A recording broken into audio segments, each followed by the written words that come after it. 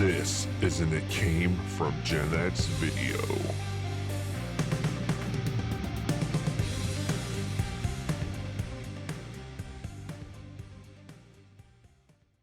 Hey, welcome everybody to another exciting edition of It Came From GenX. I am Keith Porter alongside with your other host, the great Michael Skinner, aka Skinbone, and my man, brother from another mother, Mr. Brian the Fish Fisher. And we are excited today about this show for one main reason we'll get into in a minute. But first, let's say hello to the fellas. Fish, what's happening, man? Hey, how's it going, brother? Nice weekend. Yes. Except I was not able to make your show. The snow was available, and John will talk about that a little bit. But other than that, Yes. nice weekend. Sunday, spent some nice relaxing time with the uncle and aunt come in. My mom's younger brother and his wife. Lovely people. Went to Wolf Creek Winery over in the Norton area. Yeah, I've been Great there. time there. Yeah, down to Marie's restaurant out in Wadsworth. I give them a shout out too. Delicious pizza, great service, all that stuff. So very lovely way to end the weekend. So Yeah, that's great. My ex-wife and I used to go to J Bar Stables down the road, go for a horse ride, and then go up to Wolf Creek. Yeah, make Very for a nice. nice Sunday. Yeah. yeah, beautiful Skidbone, place. what's If you're happening, in this brother? area, check it out. Sorry, go ahead. Go. That's right. Cool. What's up, Skidbone? Hey guys, recovering from a long, busy weekend. Not quite as, I think, what's the word I'm looking for? I didn't utilize the muscles like you did, but yeah, we had a long weekend. Finished it off with, went up to Lake Erie, sat on the lake for a few hours with some friends. Went to Mission Barbecue. Shout out to that franchise. If you've ever ate there, it is absolutely incredible food, incredible service. Yeah. We only knew the one down in Lakeland, Florida, and we were up in Mentor on the lake, and just outside of there was a Mission Barbecue, and I had a blackened steak ribeye that was absolutely to die for. So shout out to them. And the great thing about them is they honor the military and first responders. So that that's cool. Near and dear to my heart to boot. So all in all, great weekend. Sorry you missed your show. And one more shout out before I let you go. Jamie, my grandson, turned 5 on Friday. We had his birthday party on Saturday, and his first day at kindergarten was today. So Congratulations. Shout out to Jamie. It's always an exciting time of year for the little ones, man. Yep. Cool. Well, guys, I appreciate your sentiments about the show. Hopefully there'll be certainly more to come. And I want to say a thank you to Al Diamond, the band Diamond Phillips Band, one of my bands, who put on an amazing effort at the Medina County Fairgrounds. I watched this guy just go all day long. I don't know how he performed that night, but he killed it. To the bands, Diamond Phillips Band, Live Evil, phenomenal. Dio tribute band, amazing. The Southern Outlaws, met the lead singer Arliss. Those guys were just great. And the JJ Vickers and the Deseados really were awesome. Running Out of Time did a great job. My other band, Mixed Nuts, I couldn't be prouder of the performance we had. Malunion was great. Dean Beatty performed without the electricity to keep things going early in the afternoon. We had a electrical issue. So definitely a shout out to him for what he did. I actually performed with him for a few songs. And man, School of Rock junior headliners. A bunch of young kids go to a music school, stole the show. And I'm telling you what, they weren't playing like really talented kids. They sounded like just as good as any adult band you ever heard. There's about 12, 15 of them on stage, switching instruments, and blew everybody away. They played everything from the Police to Megadeth, and it was just crazy, man. So just want to say thank you to them, and it was a good weekend. Of course, I can't hardly move right now, but that's for another subject. But guys, we got exciting news. Yeah. It came from GenX moving up in the world. That's right. We are not just on WMVU.org, which we're thankful, and of course all of your social medias, But we have a new home. We're talking about a fish. Yeah, absolutely. So we're excited to get into a new streaming network, Bosscode Network. So it's like a abbreviation B period O period. Bosscode Network. You can find it out there on your smart phone devices right now. And you can also find it on Fire TV and Fire Stick. It's going to be live on Roku on the 31st. So just a couple of days from now. We're shooting this on August the 29th. Just pull it up like you would any channel on your smart device. So just pull And if up I'm an not app. mistaken, Apple TV too, as well, right?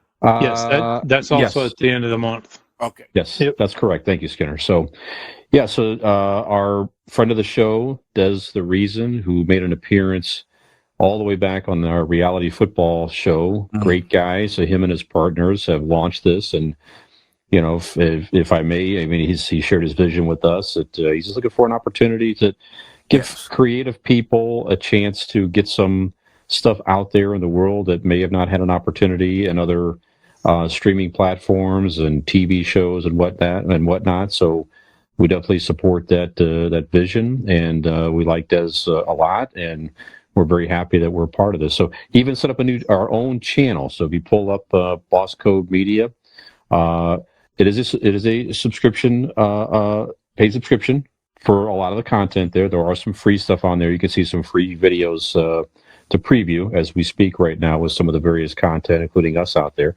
And my other podcast, Convincing Idiots, I do with Dean and Nick, who are also part of that, which we're excited about too.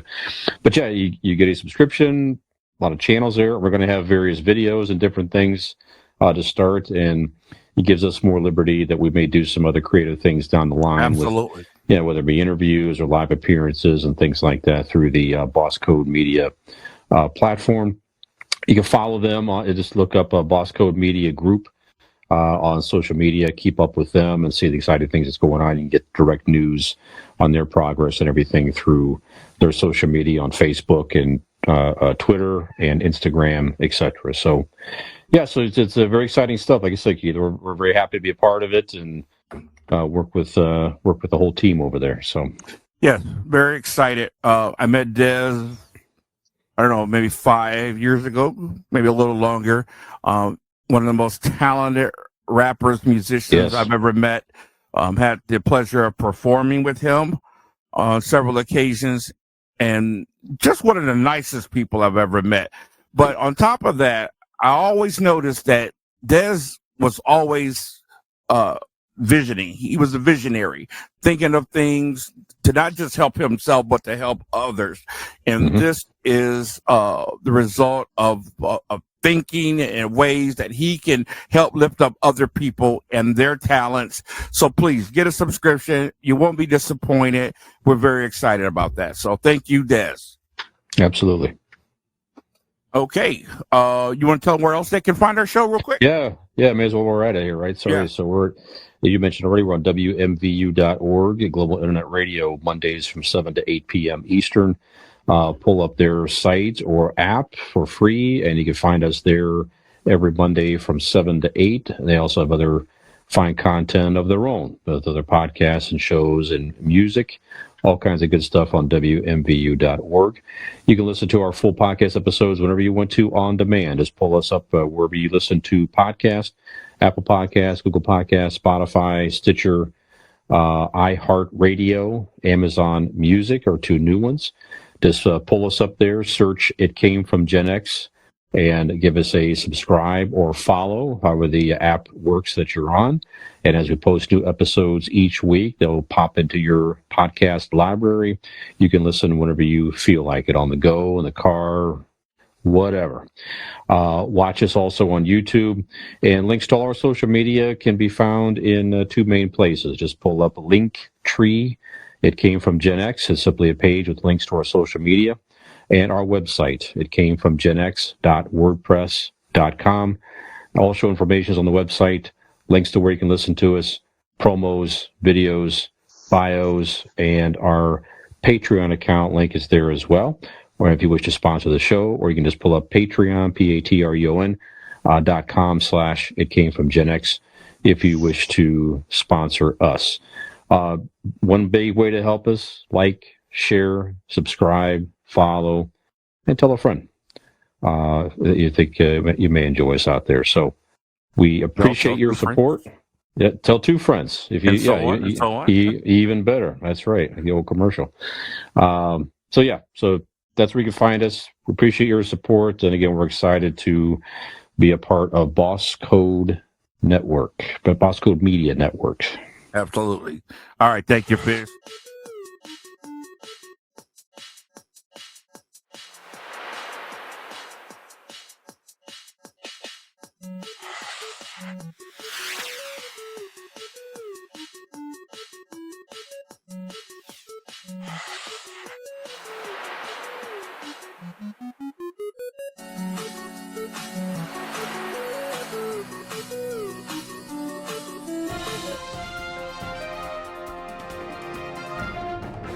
World News. Take it away, Skinner. All right. Well, real quick, shout out to Christoph Dominic from WMVU.org, as well as the boss behind the scenes here at It Came From GenX, my pride and joy son, Michael Skinner Jr. He's makes us 3 clowns sound good, and I don't know about professional, but he definitely cleans things up for us. Well, preliminary, son. We haven't got the DNA back yet, so hold your roll. So with world news, we're gonna jump right into it with you guys heard about the Artemis 1, the lunar rocket was supposed to take off this morning around 8:30. Again, we're on August 29th recording in the evening, but it was this morning.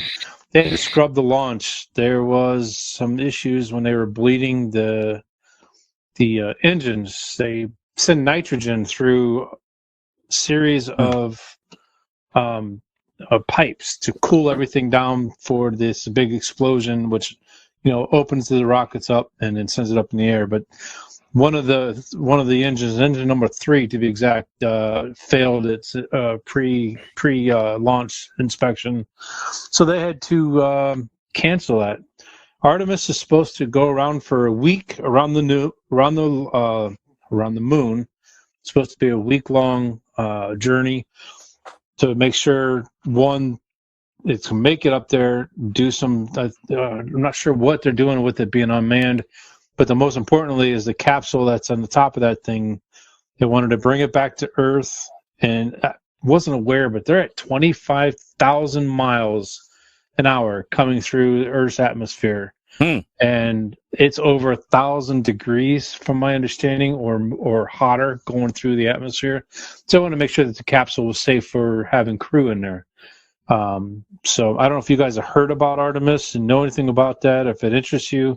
I was tuned in this morning because it's certainly, being an Air Force veteran, being a space guy when I was a kid, and of course Michael, he grew up absolutely wanting to be an astronaut, and still to this day we talk about it. So any thoughts? Heard about the launch this morning, or anything you know about it? I didn't hear about that, but I also believe that 1,000 degrees, that was also the temperature inside Keith's shorts during the show on Saturday, if I'm not mistaken. You would be correct, sir.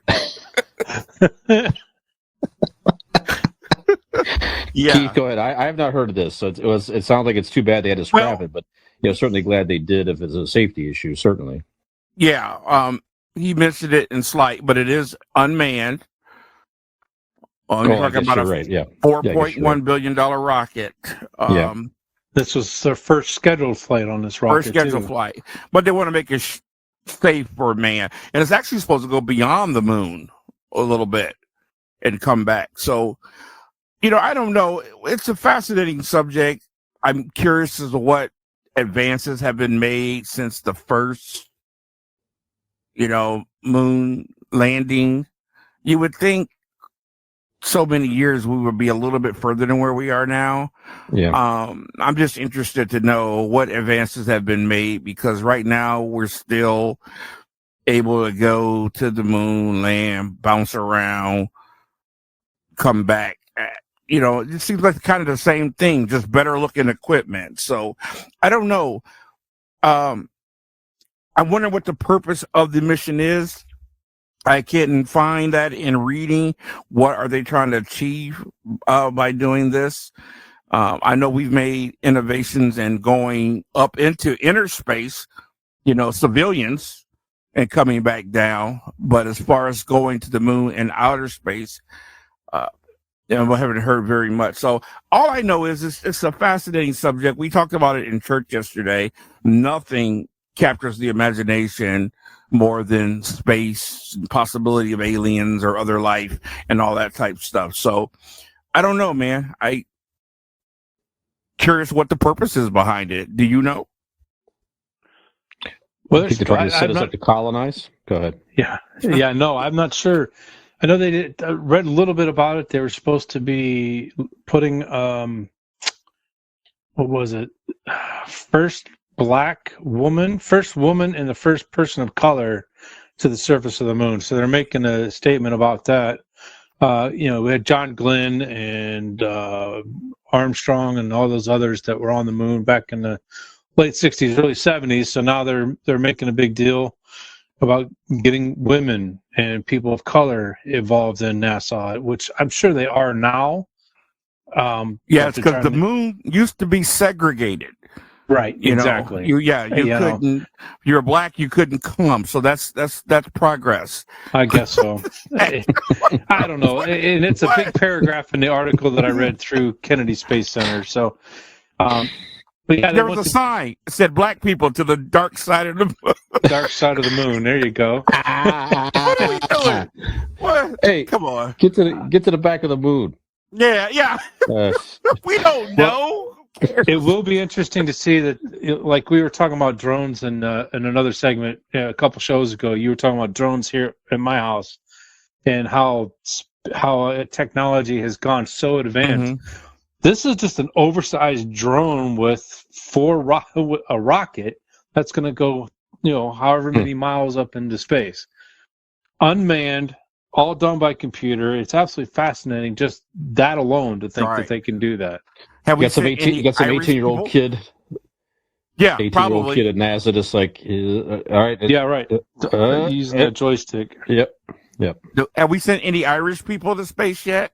Have they checked that box? I don't think they have enough alcohol for that yet. Okay, well, we need to get that and some Catholics up there, and a couple other categories. I mean, stop it. Yeah, I'm not sure what that nonsense was. They need to get everybody involved in this, and everybody's been involved in this for years. If you have black people in the space program, then sure, you want to make sure they have equal opportunity to do some of these things as well. But as far as just saying we put a black person on the moon, just stop, okay? Yeah. I gotcha. And just in case, if you white people are trying to escape to the moon, like Cedric said, we're coming too. So don't even think about it. It's your old bait and switch. It's your bait and switch. Yeah. Where you guys going? I'm coming. You guys like, you ain't gonna get rid of me. How do we get out of here? So let's switch gears here a little bit. Yeah, we really went off track there. Go ahead, Skip. Yeah, I'm gonna bring us back on the rails. Welcome I wanted to hear your guys' importance. I hear you guys' ideas on what you think about the student debt. That's a big, huge debate now with Biden signing over the up to $20,000 forgiveness for these students and student debt. Mm-hmm. And curious to see what you guys have to say. Now, I have two individuals in our family, both make under $75,000. One of them being, actually three with Chelsea. So Michael and Chelsea, my two kids, both graduated from college with student debt. And my sister, who's been graduated now for years, 10, 12, 13 years, she's still paying on student loans from back then. So they're going to... What's that? So am I. Yep. So Me add too. you to the mix. So there's, so there's several people I know that's going to benefit from this. But what about those that don't go to school or didn't go to school? Or what about I know the big thing is well, the higher ups, the people that make over $150,000 a year, they're going to get taxed more to pay for all this. And everybody's up in arms and everybody's got opinions. I was just curious on what you guys know and what you guys think about this whole ordeal. Is Let it me ask good, you a bad, or question. indifferent? Let me ask you a personal question. What Mhm. do you mean when you said, what about the people that didn't go to school? What does that have to do with them?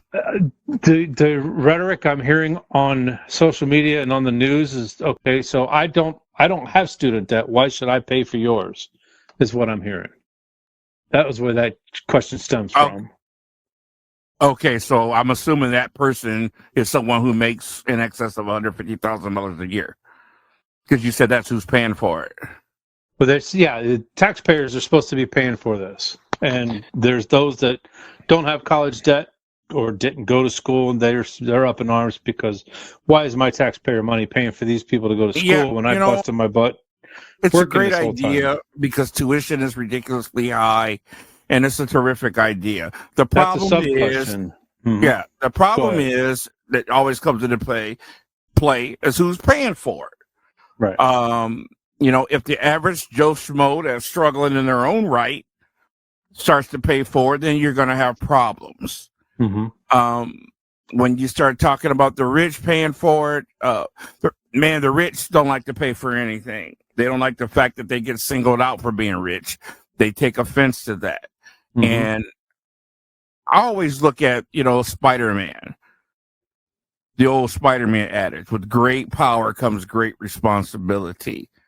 And I just firmly believe if you're one of that few percentile in America that make in excess of whatever and living a good life, I think you should have a responsibility to your society to help those that are struggling. School debt is a horrible thing, man. I mean, I graduated how long ago, and I'm still $50,000 in debt. Mm-hmm. Trying to send a little bit here, a little bit there, so it stays off your credit report. So I personally feel like if it's a great idea, but if it's going to hurt those that are already, struggling to make ends meet, then don't do that. You figure something else out. What we need to do is get people in Washington lobbying for students.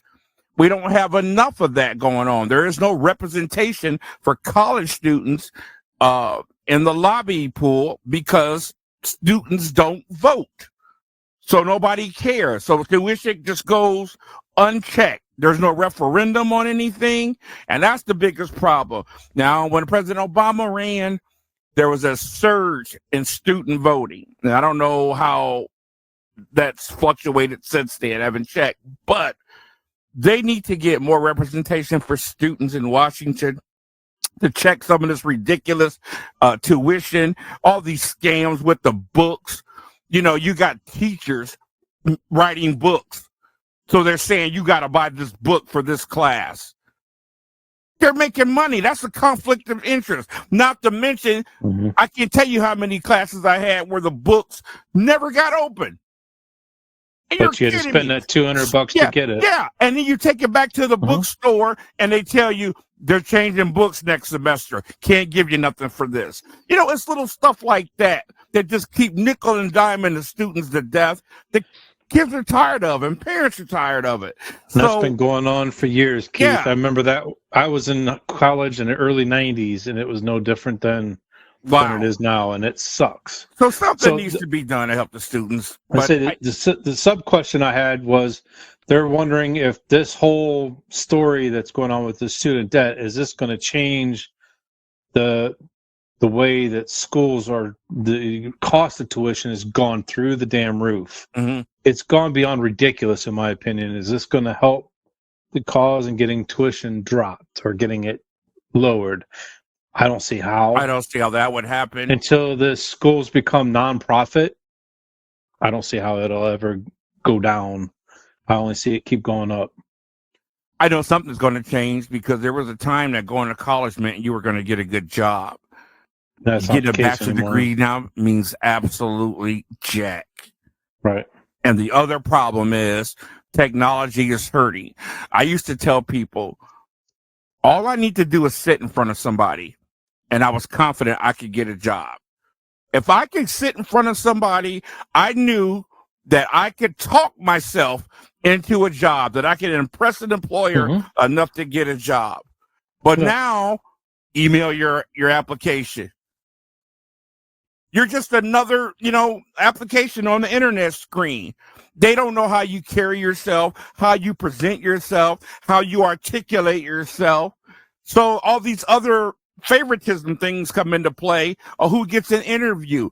I won the William P. Cannell Scholarship for Excellence in Criminal Justice 2 years in a row. I was the top scholarship winner in criminal justice, and the William P. Cannell Justice Center wouldn't even give me an interview. Crazy. Yeah, and you can't even, with the algorithms and the hiring, program things that people use on the employer side. If you don't have a degree, you may not even have your resume even looked at. Yeah. So yeah, this is not the answer to fix all the problems. I mean, for me personally, hey, listen, I'll take it, because it would literally shave years of payments off of me, and I could use that money for other things. Yeah. And that's the argument for something like that. I could use the money for other things. I could use it to help my own kid. And as she's going to graduate college with some debt as well, I'm paying for her car and different things right now, because I'm trying to start her out on life, like you guys did. Not you guys didn't, of course. Just trying to start with as less debt as possible. That would be great to have if all our kids could just start life out debt free. How nice would that be until they could build something? How about if a percentage of everybody's tuition was taken and invested? A CD, mutual fund, something like that. There you Everybody go. Yeah. ends college with something like that. Yeah, something like that. But like I said, the whole system's kind of screwed up. Yeah, I guess you said, you already mentioned it. Schools are for profit. All these kids graduate in miles in debt, and just work to death. Now, again, there's advantages. I get it, because you can make more money, definitely, with a degree, depending on what you do, right? And the opportunities that you have, if you, like you say, you can get an interview, and circumstances present themselves to you where you can, get a job, and you typically will earn more. But again, a lot of that just goes right back into, I'm earning more money. That's great. Right. But a big chunk of that is I'm paying off for the opportunity to earn this money. So it's like, it doesn't make a lot of sense. Right. So the whole program and the whole system, there should also be more opportunities, like some states are doing. Some states are doing some creative things to where if you're a resident, you have some access to higher education for free in different states like that. So is it as a high quality education as Harvard or Yale? Not necessarily, but it's an opportunity for kids to go and learn without starting life again just so far in debt that that's not a way to start off. Kills the excitement, of, hey, here's my future. Get future in debt, right? It's demoralizing. I just want to say this as a taxpayer, and this is just the way I think, because I hear a lot of people going off on subjects like this. I don't want to pay for this, I don't want to pay for that. I'm just a firm believer in doing something to help those that are less fortunate than me. Yeah. Now, I'm not necessarily talking about the school situation, but any situation. I don't mind being taxed if it helps those that are less fortunate than me. Now, part of that is my spiritual belief. I believe you can't beat God in giving. Give and it shall be given unto you. The other reason is maybe somebody who's better than you will look down and help you. You know what I mean? So I'd rather do that to help out, be taxed for government stuff. If it's going to help some kids or some students, yeah. Yeah, you're right. And part of this, too, you mentioned two Skinners. I read an article the other day on this. The IRS itself is so severely under budget and understaffed and everything else. So part of the problem with the IRS now, which has been hurt by, again, we talk about different perspectives in the news in last week's episodes. Again, depends on the news source you're reading. But this particular news source, the way they position it was, the IRS today, it's difficult to go after people in general that owe back taxes, including the wealthy and others who owe money already just by the normal system, but they can't because they're underfunded and they have, the technology they're using is severely aged and so forth. So part of this whole program is to put money into the IRS to add staffing and build up the tools and everything that they're using to try to manage all this stuff, which also helps people in general. Just, I'm just an average person. I want to get my tax quicker or something like that. It all expedites a lot of that. And that has been cut. Those programs, that IRS funding and everything else has been cut for many years, in part for political agendas, because it's harder to go after some of the wealthier people who, plenty of wealthy people pay their taxes. It's not everybody, obviously, Right. but there are plenty of people, though, that take advantage of the system, and they have not put their fair share back into it, which makes some of this stuff difficult. So anyway, that's just part of it too. Yep. Yeah. No, I got you. Yeah, the one source I just read, they're adding 87,000 agents across the United States. Wow. Yep. All right. At least that's the attempt. And there are some out there that's lobbying against that because nobody is safe. It's like, you know what? I pay my taxes. I'm safe. I'm fine. Yep. Excellent. Yeah. You can look at anything you want about me. I pay my taxes. I'm fine. If you're not paying your taxes, then you got to worry about that stuff. Yeah, problem. It's pretty simple to me. Yep. Excellent Anyway. subject matter, Skinner. We could do a whole show on that. Thank you. Oh, yeah, we could go another hour on neat with both of those. So, yep. No, Okay. very good, guys. All right. You're listening to us here on podcast, WMBU.org. It came from GenX. Time for a little bit of sports and music.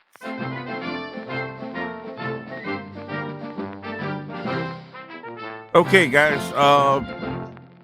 Caught a little preseason yesterday for the first time. Obviously, I caught my Steelers, and we are getting ready for the first week in NFL.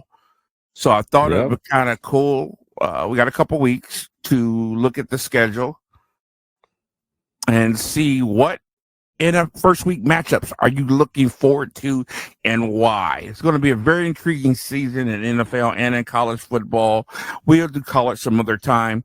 But in the NFL, what week one matchup or matchups, if you got more than one, are you looking most forward to and why? And I'm going to go ahead and start off. I don't let you guys start off and I finish, but I'm going to start off so I don't have to punch you guys in the mouth about saying something about my team.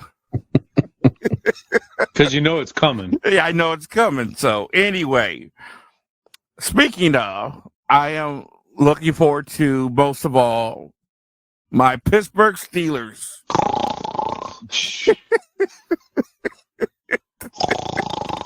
Oh, sorry. What's wrong with this mic? Week one versus the Cincinnati Bengals. And the reasons why are pretty obvious. Obviously, Steelers fans are wondering who will be the week one starter. We've seen some good play from Mr. Trubisky. We've seen Kenny Pickett has been as advertised, but there's just a whole thing. Should he sit a year? Blah, blah, blah, blah, blah. He's no Joe Burrow. Well, we don't know that, but he's not, he doesn't have the resume of college that Joe Burrow had. So he's not a surefire starter. He could be. We just don't know. Also, the Bengals, who are coming off of a failed Super Bowl run, on paper have gotten better. So there's the excitement to see what Cincinnati's going to look like now. Are they going to be even better? It's going to be a great litmus test for the Steelers. And I think that's just going to be a really exciting matchup, especially seeing who the quarterback is. The two runner-ups were most likely the odds favorites to win Rookie of the Year. Both are on Pittsburgh, George Pickens and Kenny Pickett if he plays. So I think that's going to be very, very interesting to see. Well, the AFC North should be just a powerhouse division.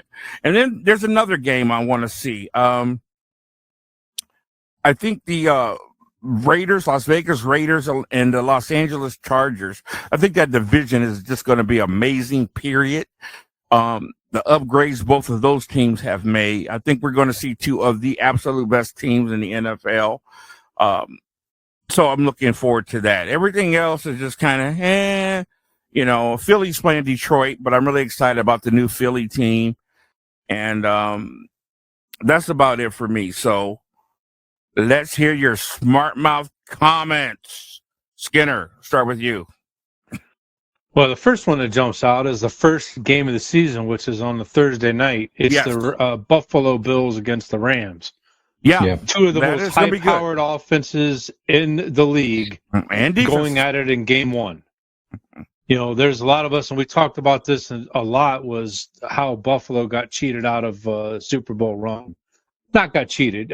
They got cheated because of the way overtime. Well, the overtime rule didn't. We talked about that. Yeah. So I'm really interested in seeing how Buffalo, jumps back after what happened last year, because I know they've got a sour taste in their mouth. Yeah, and they start off with the Super Bowl champs, so that's going to be and they get the great. Super Bowl champs, which they think they should have been there to begin with. So Exactly. I'm real excited about that one. And my next game was the Pittsburgh Steelers and the Bengals game.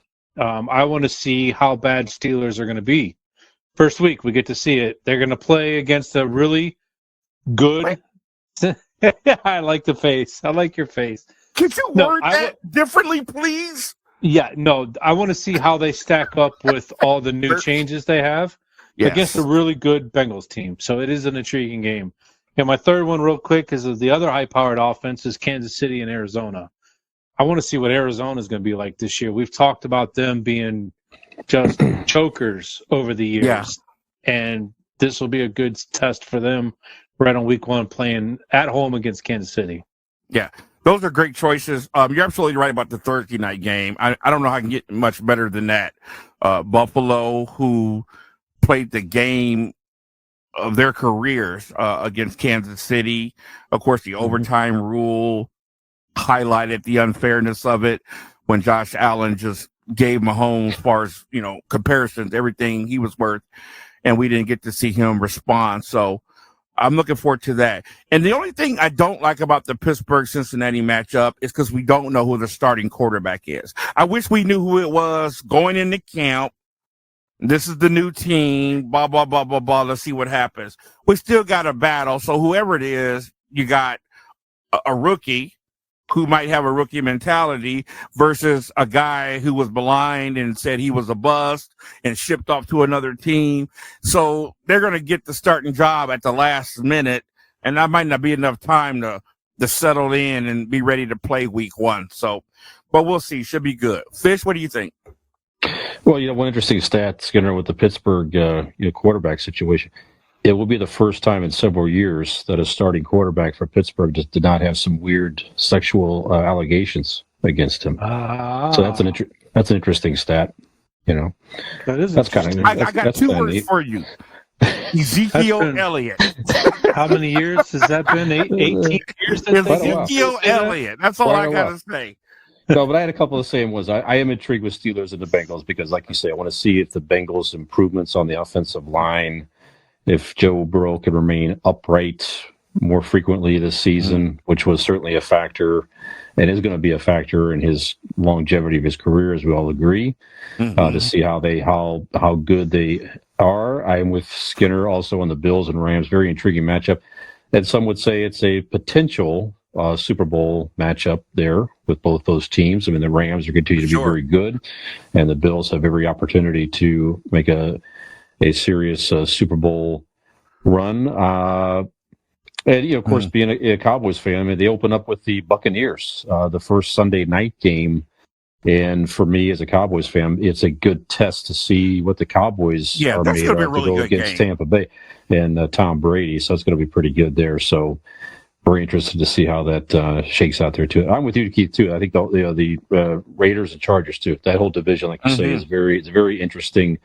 Everybody's gotten better. Everybody's good. That's going to be a very competitive division this year. So that's what I got.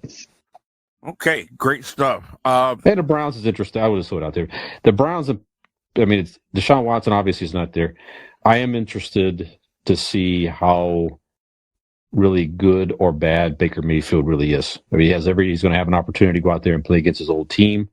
I think it's an intriguing matchup, and he's obviously going to be very hungry to beat You make a really Cleveland is good rolling point. out there. And You know what I mean? he's So we'll not see. injured. Yes, that's right. So And it's we'll going to see. be really tough if Baker Mayfield goes out there and lights it up. I mean, that's going to be very, very hard. And I've always been fair with Mayfield. I mean, he played with a messed up arm last year.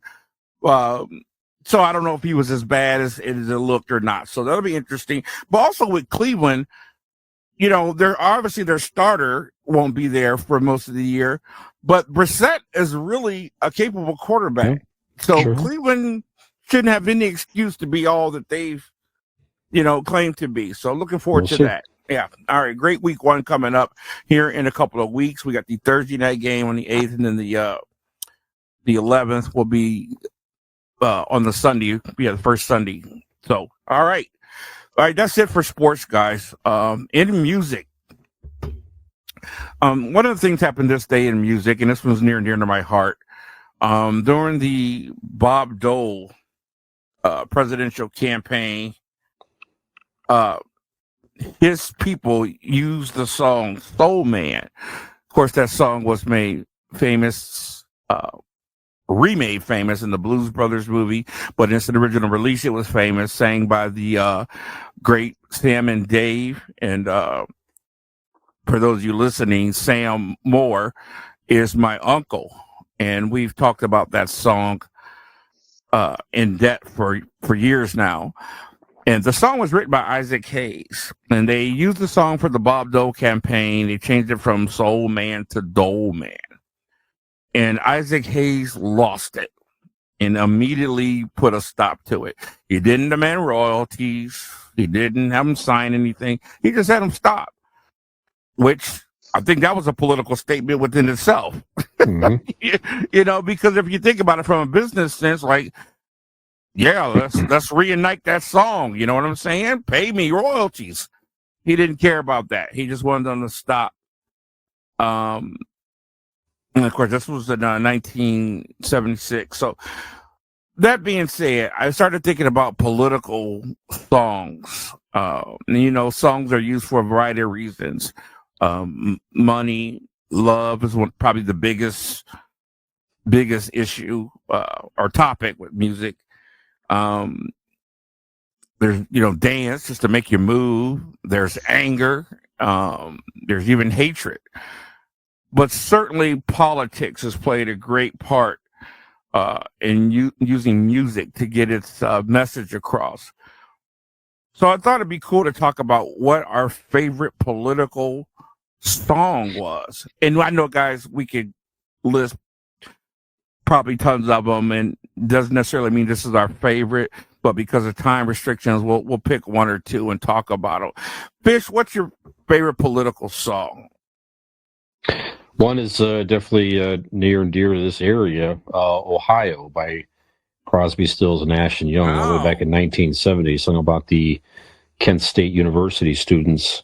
Yeah, where my daughter happens to go now, actually. So, yeah, I thought that's a very powerful song, very catchy, and yeah, definitely very, very impactful. So, I think that's. I mean, there's plenty of them. That's definitely a great choice. One of my tops. Yep. Okay. All right, Skinner, how about you, brother? You know, I initially said I didn't know what songs were out there with politics, but actually the first one that came to mind after we were doing that, I looked it up. Back in 1992, Rodney King was savagely beaten by members of the Los Angeles Police Department. In March of 1991. The subsequent acquittal was back in April of 1992, and of the officers that were caught on camera beating the crap out of Rodney King. In November of that year, Rage Against the Machine came out with their song Killing in the Name of. Love it, yeah. It is a very powerful song lyrically and musically. Miss Marcy is a huge fan of everything Rage Against the Machine does, and she didn't even listen to them when they first came out. This has been since then, and she's, you know, this is one of her favorites as well. But I got to thinking back then, 1990, that was during the O.J. Simpson trials, is when that Rodney King beating took place. It was either shortly before or after his acquittal. So it got me thinking about that time frame of what the United States was going through. But the other one is Green Day's American Idiot. I brought that one up, I think, prior to us going on the air as well. That song was written in protest of George W. Bush and the Iraqi War. Green Day being from Great Britain, they weren't happy with the United States was going after them after the 9/11 attacks. And the song was written in 2004, and it was pretty much to they were talking about George W. Bush back then with that song. So those are the two that come to mind. Great choices. There are a couple of songs that stick out to me, and the first one, I've enjoyed for years, and I never really thought about what it meant until maybe about a few months ago, and I watched a little documentary on Motown. But the song "What's Going On" by Marvin Gaye, absolutely my favorite Marvin Gaye song. That is without a great question. Song. And the story behind it is fascinating. It signified his departure from the Motown sound, and he kind of went his own way with his own sound. He wanted to get more serious about what he was singing about, and there was a young man, black man, that was pulled over by the police, and in all fairness, he had a serious criminal record, but an argument ensued, and arrest, and blah, blah, blah, blah, blah, and protests broke out.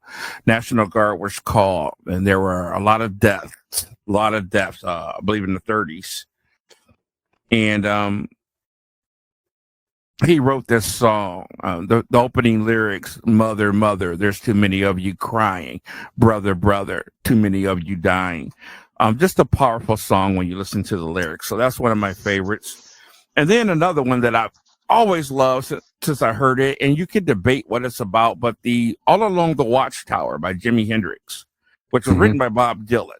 I think it's just a phenomenal piece of music. Of course, it was written during the Vietnam era, and it talks a lot about that, but it's also about, the, excuse my term, but raping of the Earth's natural resources and things of that nature.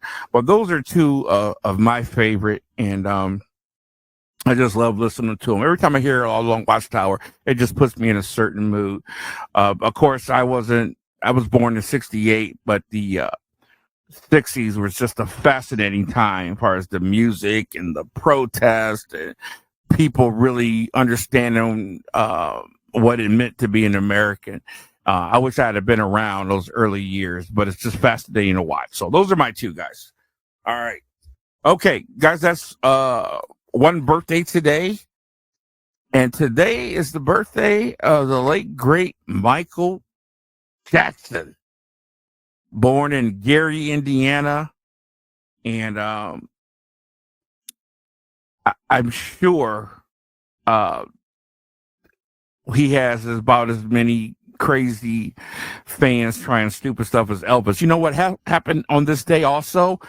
3 people were caught trying to steal Elvis's body. Oh, jeez. Which, yeah, isn't that crazy? What are you going to do with his body? Can't steal what's not there. Yeah.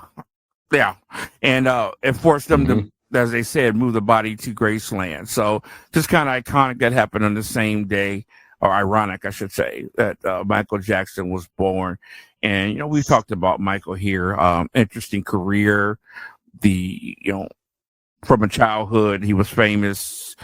And then, of course, allegations, the monkey thing, the skin thing, the nose thing, the wife thing, the Lisa Marie Presley thing. It just goes on and on with him. He was a media outlook's dream. So, any thoughts about Michael Jackson, Fish?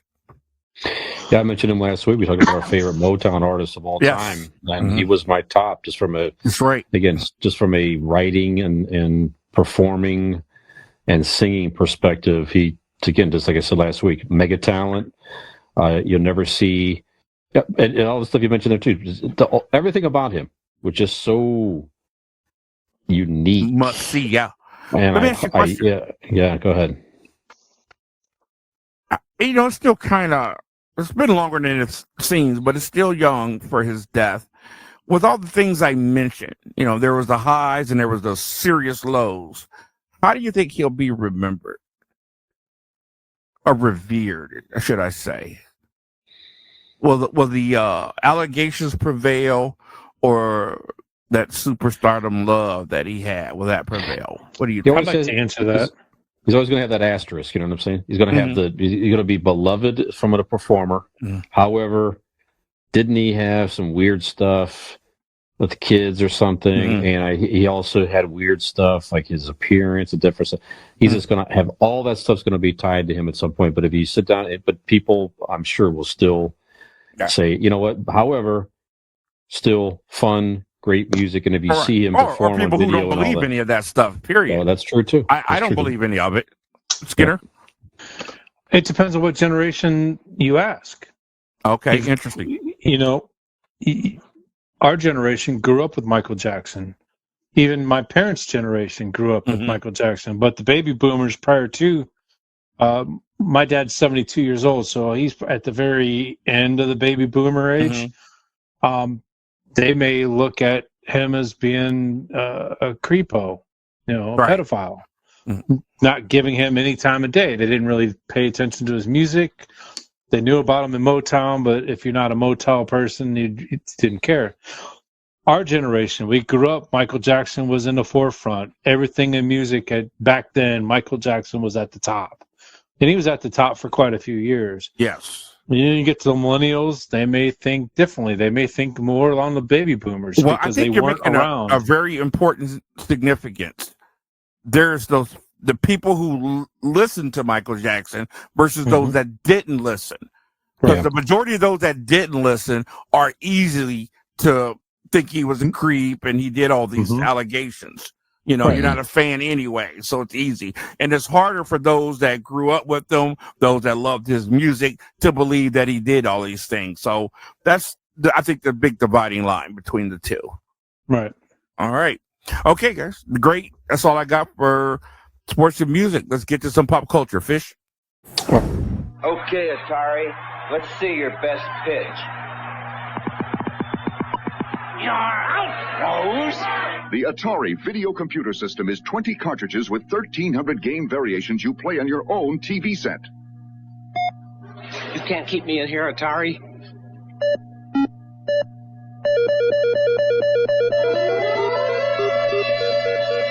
Don't version tonight. Play it.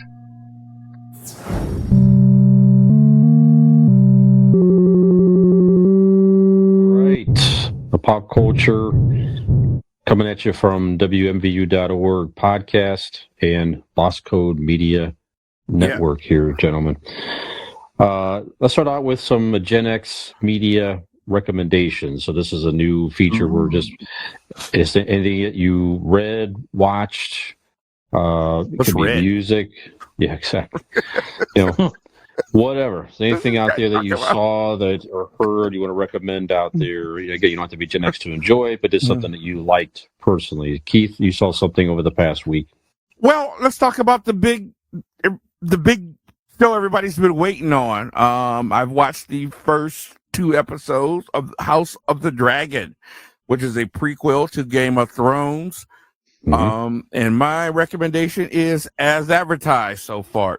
The first episode started off great. The violence was like, what? And then the second episode was that typical Game of Thrones shock value stuff.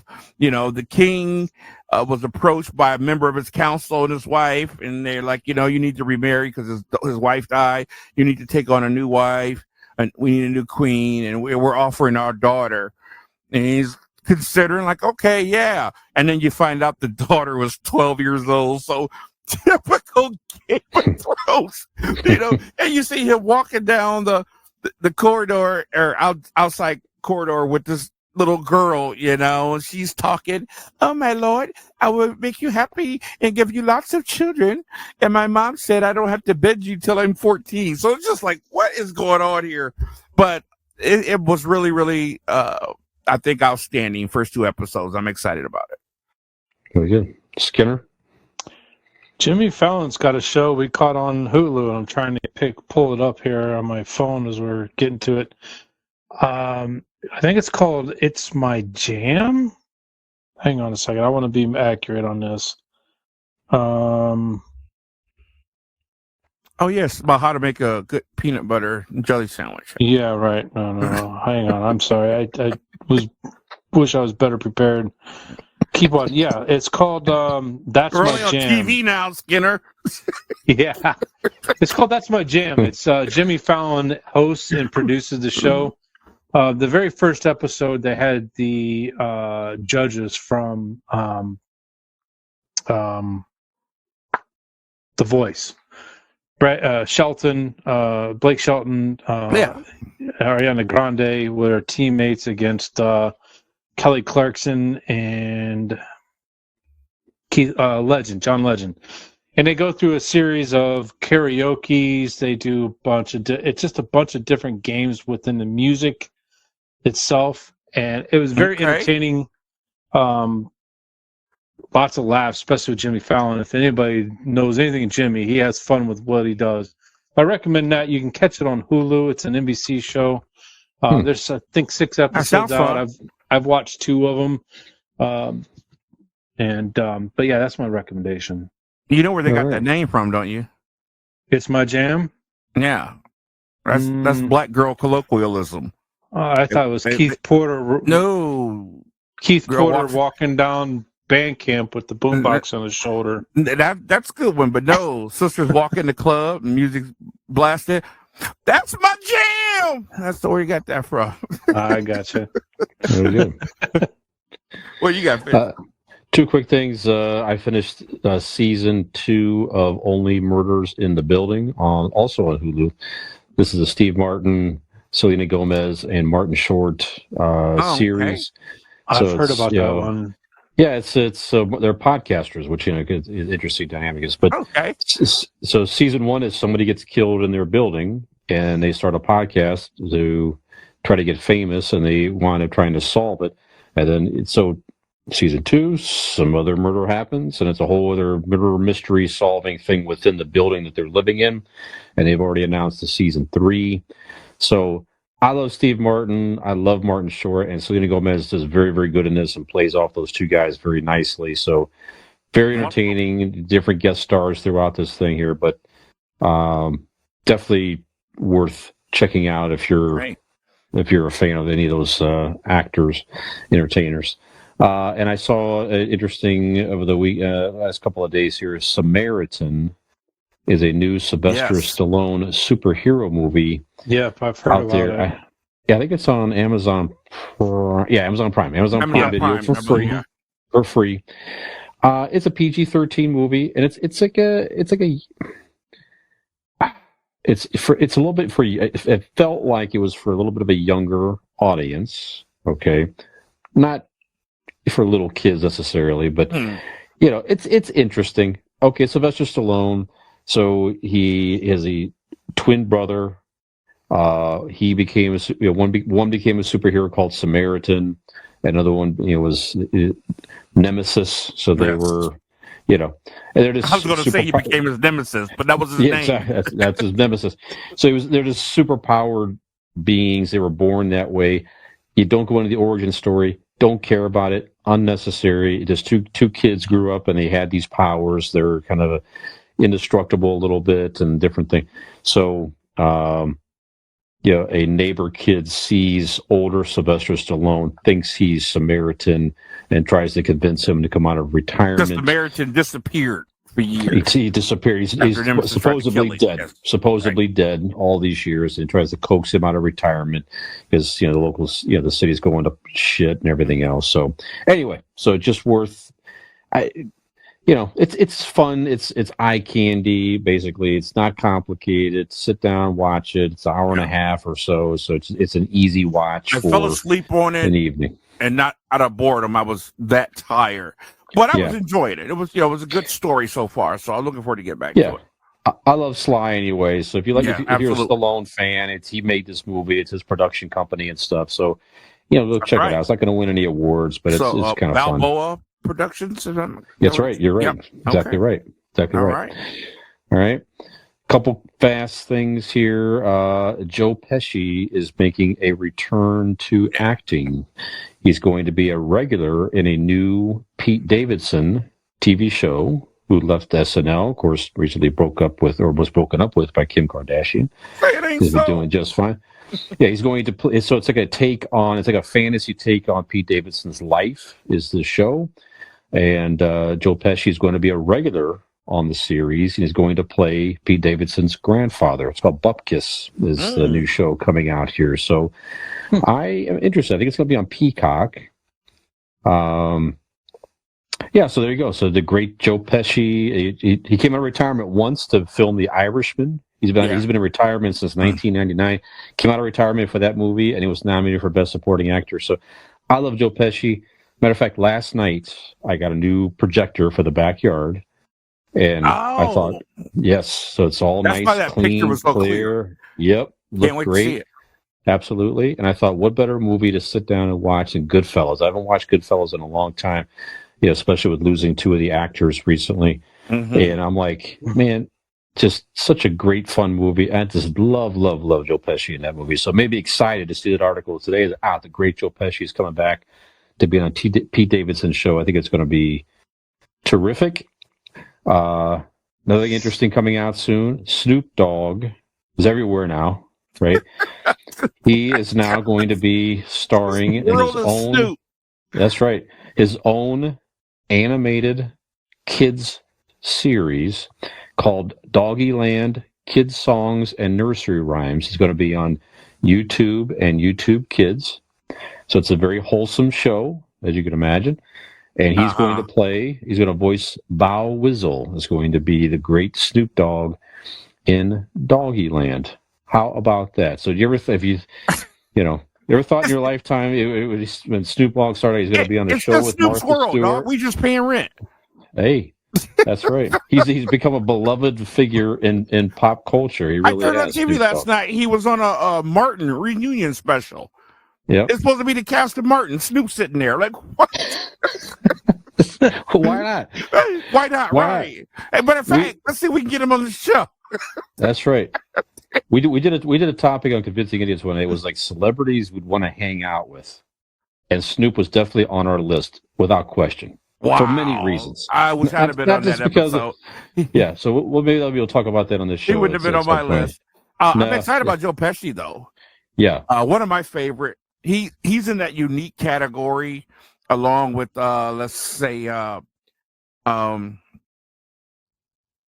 Anderson from the show Blackish, Law and Order. Anthony Anderson is and Joe Pesci are one of that rare breed that when they do comedy, they're hysterical. Anthony Anderson was in Barbershop, Blackish, funny as heck. Pesci, My Cousin Vinny, great. But when they do drama, man, they bring it. Pesci with the gangster stuff, Anthony Anderson, Law and Order. Not everybody can do that to that extreme. Just funny as heck. And Joe Pesci's scary when he does the gangster stuff, Oh, yeah. So, what about that? Was it Lethal Weapon, the first or second one he was in? Yeah, he was hilarious. That was like that was the third or fourth one. Whichever one he was in there. Yeah, but he was one of the main characters on that one. And he played a great part. He played one. Leo Getz. Leo Getz, yeah. Yeah. Might have been the third he showed up. You're right. He showed up early. All right, cool. Yeah, so watch out for Bupkis coming out with Joe Pesci and the Snoop Dogg Doggyland if you are so inclined. Yeah, matter of fact, maybe you want to, some people might watch Snoop Dogg Doggyland and may or may not be kids and may or may not be partaking in certain activities, perhaps. I don't know. I'm not sure. I'm not advocating anything, but, I'm sure he's going to get a couple of viewers in that respect. Okay, this week of pop culture history, you guys, I'll just mention one thing here. It's we're getting kind of late, I know, on time. 25 years ago, on August the 29th, all the way back in 1997, Netflix is founded. So 25 years ago.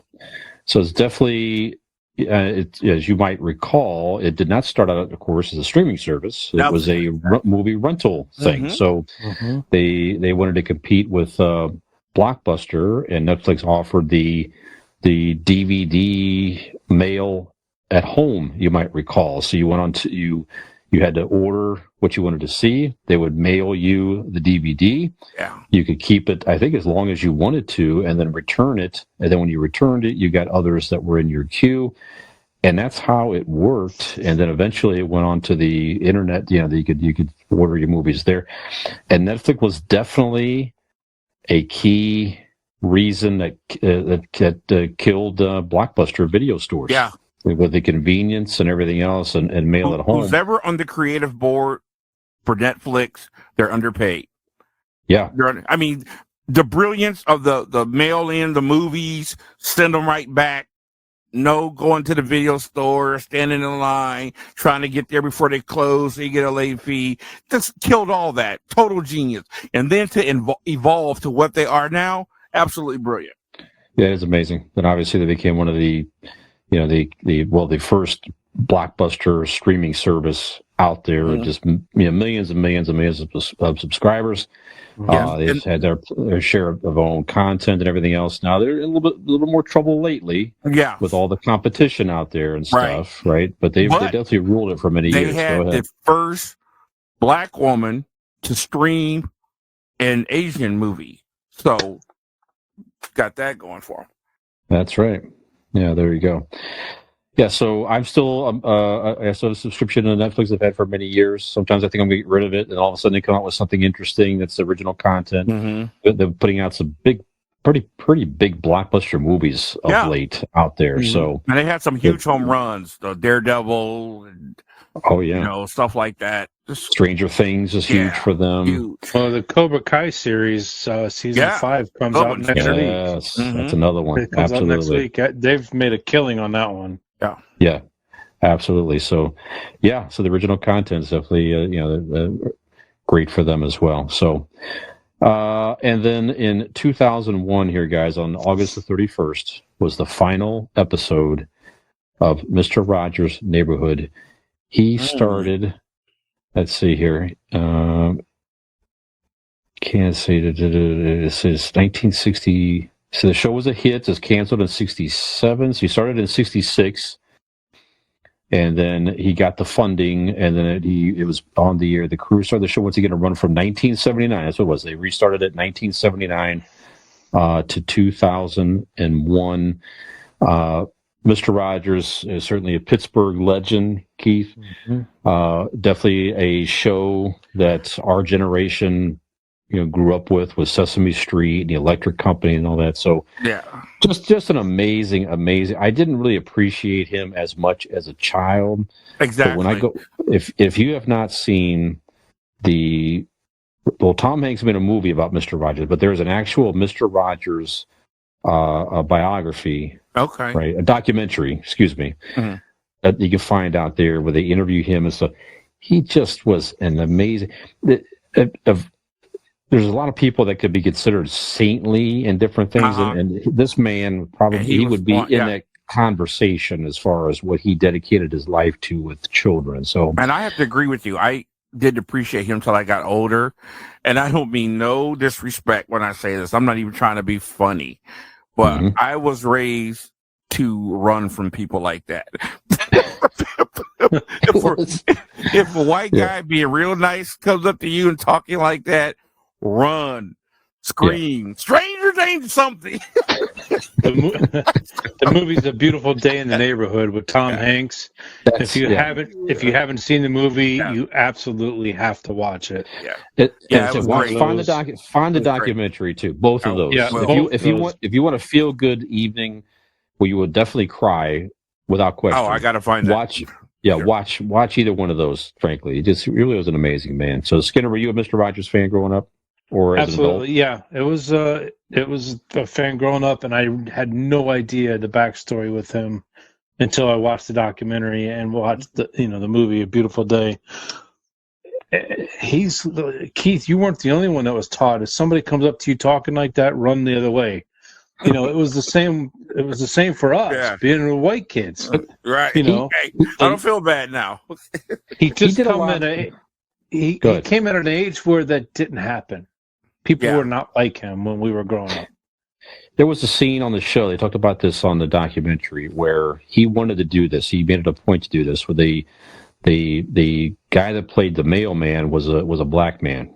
Okay, and there was a scene where Mr. Rogers. It was a hot day, and he had his feet in the kiddie pool. He's like cooling off on the set, and he had the guy sit down, and he purposely washed the guy's feet, cooled his feet off in the pool to show that it was his way of showing that this is good, this is fine, we are all unity. equal people here. I can't wait to watch this. Yes, exactly right. And then he even had a little thing where he got a letter from a blind girl. You might have heard this before, but he always fed the fish at the end of every episode. He would feed the fish. And he got a letter from a blind girl that said, I don't know, are you feeding the fish? I can't tell if you're feeding the fish. Are the fish going to be okay? Ever since he got that letter, every single episode until he signed off, he always announced, I'm feeding the fish. Wow. I'm feeding the fish just for that one person. Child. Very cool. One child. Anyway, so I can't think, Keith, of a better way to end on than Mr. Rogers. No. Do you have any announcements, Excellent. Keith, you want to put out there or anything, sir? Nothing coming up at the moment. I am on a little break here, music-wise. He's on a sabbatical after this weekend. Sabbatical, focusing on our new home here at Bosscode Media Network, getting some things done for that. So, no announcement. Very good. Excellent. I'll add again, watch for me and friends Dean and Nick on Convincing Idiots podcast, also on podcast platforms. Great and show. we're also on Bosscode Media Network, as I said before, and we appreciate the opportunity also. So, on that note, Skinner. Yep. Okay. Well, I want to put a shout out to Des, the reason for the opportunity he's put in front of us. Not only for us, but for Dean and Nick and Fisher with Convincing Idiots.